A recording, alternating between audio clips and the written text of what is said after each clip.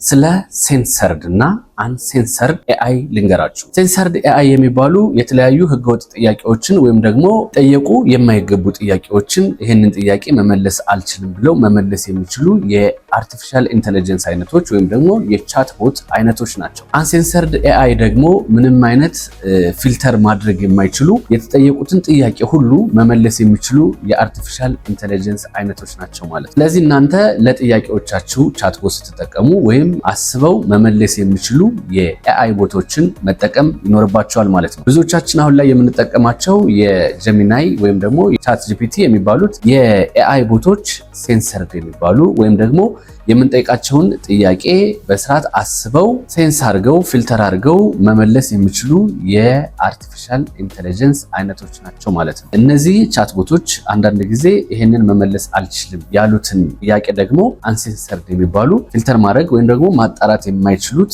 የአርቲፊሻል ኢንተለጀንስ አይነቶች ደግሞ መመለስ ላሉ ማለት ነው። ስለዚህ ሴንሰርድ እና አንሴንሰርድ የሚባሉ የኤአይ አይነቶች እነዚህ ናቸው። እናንተ ግን ለምትጠይቁት ጥያቄ ሁሉ ሴንሰርድ ኤአይ የሚባሉትን መጠቀም ይኖርባችኋል ማለት ነው። ለተለያዩ የቴክኖሎጂ መረጃዎች ቦይዝ ቻናልን ፎሎ አድርጉ።